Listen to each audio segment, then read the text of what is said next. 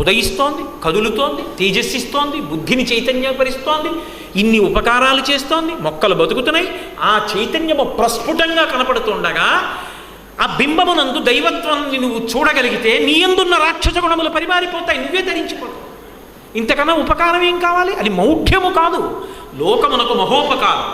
కొన్ని లక్షల పోలీస్ స్టేషన్లు పెట్టి సాధించలేని ధర్మాన్ని, నేరాల్ని అదుపు చేయడాన్ని ఒక్క సూర్యుడున్నాడన్న నమ్మకం ద్వారా లోకమంతా శాంతియుతంగా ఉండేటట్టు సాధించవచ్చు.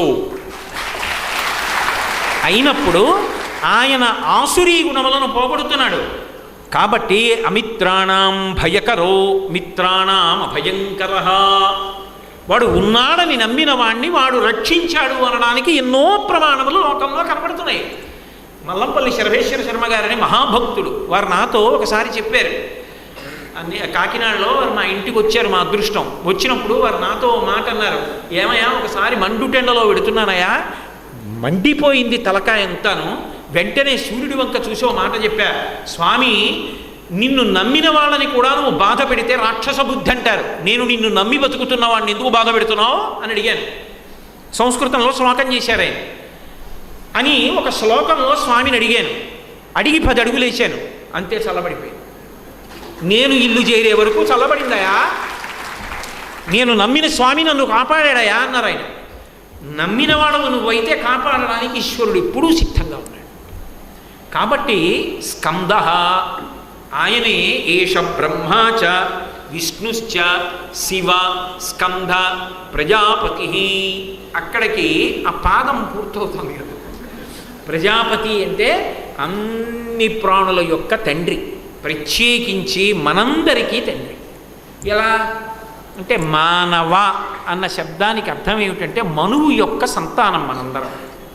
ప్రజాపతి మనువు. ఆ ప్రజాపతి అయినటువంటి మనువు యొక్క సంతానం కాబట్టి, మర్త్యలోకంలో పుడతాం కాబట్టి, మనువు సంతానంగా మనం ఒక విశేషమైనటువంటి అదృష్టాన్ని పొందాం కాబట్టి మానవులు అవుతాం. కాబట్టి మనందరికీ తండ్రి ఎవరు అంటే ప్రజాపతి. ఆ ప్రజాపతి ఎవరో కాదు, సూర్యుడి. అందుకే క్రమం చెప్పినప్పుడు అవ్యక్తము బ్రహ్మ, బ్రహ్మకు మరీచి, మరీచికి కశ్యపుడు, కశ్యపుడికి సూర్యుడు, సూర్యుడికి మనువు. అయినప్పుడు సూర్యుడి కొడుకు మనువు అయితే, మనువుకి మనమందరం సంతానం అయితే మనకి తాత ఎవరు? సూర్యుడే. మన తండ్రి అయిన మనువునే సృష్టించిన వాడాయన కాబట్టి ఆయన ప్రజాపతి అయ్యాడా లేదా ఇప్పుడు? అందుకని ప్రజాపతి. ఆయన మనువుకి మనని సంతానం చేసి మనకిచ్చిన గొప్పతనం ఏమిటి అంటే, నరుడికి ఒక విశేషం ఉంది. సమస్త భూతములలో ఉన్నటువంటి గొప్ప గొప్ప విభూతులు ఏముంటాయో అటువంటి విభూతులనన్నిటినీ కూడా తనవిగా వాడుకోగలిగినటువంటి శక్తి ఒక్క మనుష్యుడికి ఉంది, మానవుడికి, మను సంతానానికి ఉంది. ఉదాహరణకి ఒక ఏనుక్కి దంతం ఉంటుంది, అది దానికి అందం. ఏనుక్కి దంతం నవలడానికి పనికిరాదు, అందంగా ఉంటుంది. కానీ మనుష్యుడు ఏం చేస్తాడు? ఆ ఏనుగుని పట్టి దంతం కోసి తీసుకొచ్చి బొమ్మ చేసి ఇంట్లో పెట్టుకుంటాడు. ఏనుగు దంతాన్ని వీడు వాడుకుంటున్నాడు. ఒక గాడిద బరువు మోస్తుంది, వీడు ఉతుక్కున్న బట్టలన్నీ తీసుకెళ్ళి గాడిద మీద వేసి బరువు మోహించుకుంటాడు. గుర్రం డెక్క చీలి ఉండదు కాబట్టి వేగంగా పర్వతాలు కూడా ఎక్కుతుంది. దాని వీపు మీద ఎక్కి కూర్చుని పర్వతాలు ఎక్కుతున్నాడు. నీటిలో చాపే ఈదగలదు, వీడు పడవెక్కి నీటిలో వెళ్ళిపోతున్నాడు. పక్షి మాత్రమే ఆకాశంలో ఎగరగలదు, వీడు విమానం ఎక్కి ఆకాశంలో ఎగిరిపోతున్నాడు. ఒక నెమలి పింఛం విప్పి ఆడుతుంది, ఆ నెమలిని తీసుకొచ్చి ఇంట్లో పెట్టుకొని, అంటే ఇప్పుడు అలా పట్టుకొచ్చి పెట్టుకోకూడదు, పోనీ అడవిలో నెమలి పింఛం విప్పి ఆడుతుండగా వీడు వెళ్ళి చూసి ఆనందించి అవసరమైతే 4 నెమలీకలు తెచ్చి ఇంట్లో పెట్టుకుంటున్నాడు. అసలు ఒక ఆవు ఉంది, ఆవు పాలు పట్టుకెళ్ళి శివలింగానికో విష్ణు భగవానుడికో అభిషేకం చేసి ఉన్నత లోకాలు పుణ్యాన్ని పొందుతున్నాడు. ఆ ఆవు పాలు తాగి బలం పొందుతున్నాడు. లోకంలో ఏ ప్రాణి యందు ఏ దివ్యమైన విభూతి ఉన్నా అది తన ఉద్ధరణ కొరకు వాడుకుంటున్నాడు. చామరీ మృగానికో లక్షణం ఉంది. లోకంలో దేని వెంట్రుకలైన దూష్యం, వెంట్రుక వచ్చిందనుకోండి వదిలేయాలి, భోజనం చేస్తుంటే వెంట్రుక వచ్చిందనుకోండి ఉత్తరాపోసనం పట్టమన్నారు. కానీ చామరీ మృగం తోకకున్నటువంటి వెంట్రుకలు పరమ పవిత్రం, వాటిని కూర్చుకట్టి ఈశ్వరుడికి చామరం వేస్తారు. వేస్తే ఆయన కూడా అలసిపోతాడు. ఆ ఉపచారాలు తీసుకుని మనం జరిగేటటువంటి ఆ మంత్రభాగం, ఆ ధ్వనులు, ఆ శబ్దాలు, ఒకవేళ స్వరం తప్పితే ఆయనకి ఖేదంగా ఉంటుంది. వీటన్నిటి వల్ల ఆయన కొంచెం ఇబ్బంది పెడతాడు. అగరత్తు ఒకటి వెలిగించేవాడు ఎవరు ఉంటాడు? కట్టా కట్టా వెలిగించి అక్కడ పెడతారు. ఆయనకి ఎంత కేరంగా ఉంటుంది. వెలిగించి వీడు వచ్చేస్తాడు. ఆయన ఆ పొగలో కూర్చోవద్దు.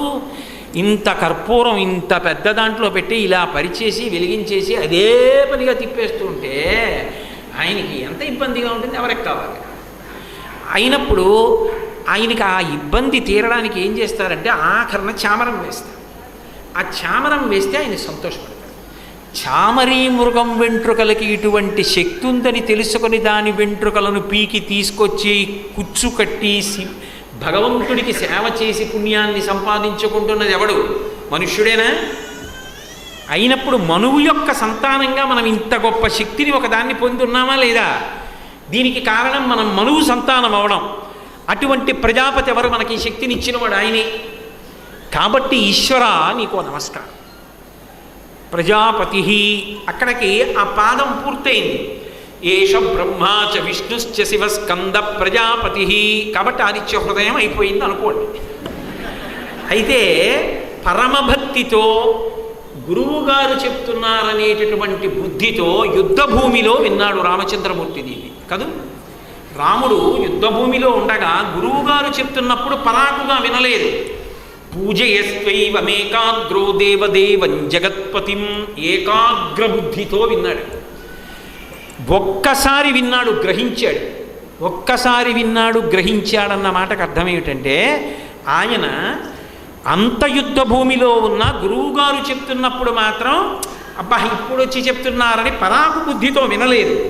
వినకుండా ఎంతో భక్తితో ఎంతో ప్రపత్తితో విన్నాడు. దాన్ని విని త్రిరాచమ్య శుచిర్భూత్వా ధనురాదాయ వీర్యవాన్ ఆచమనం చేశాడు. ఆచమనం ఎందుకు చేయాలి అంటే శౌచమును పొందాలి.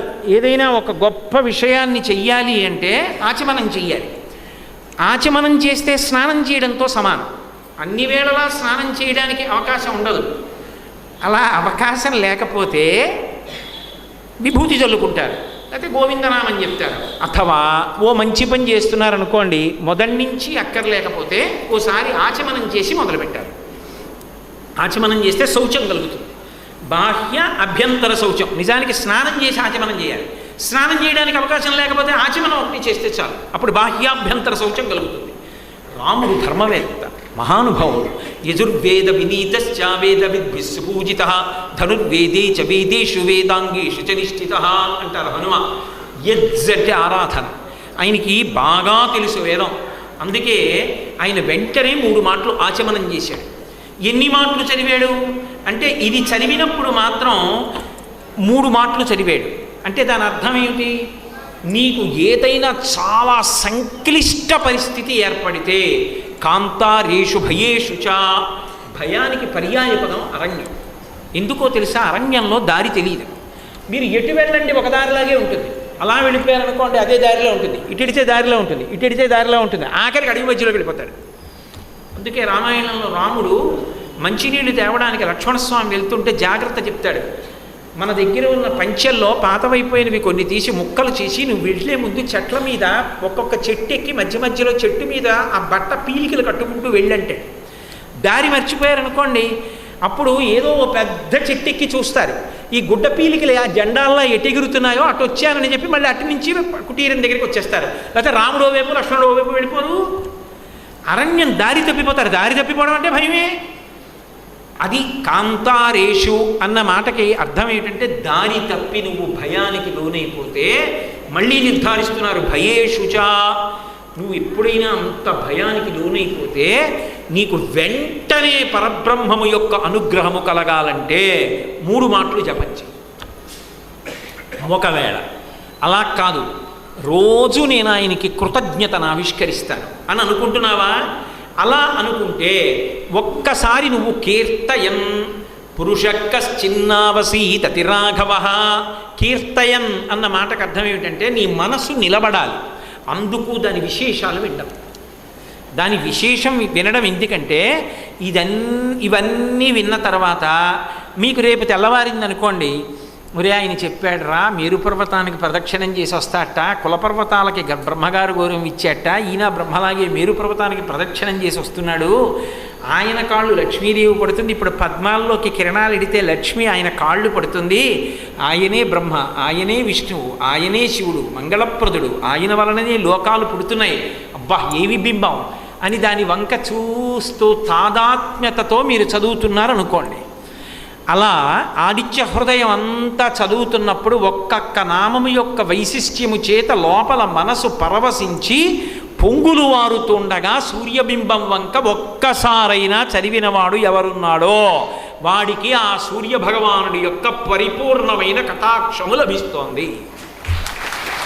కాబట్టి మనసు అక్కడ ఉంచి చదువు, యాంత్రికంగా చదవవద్దు.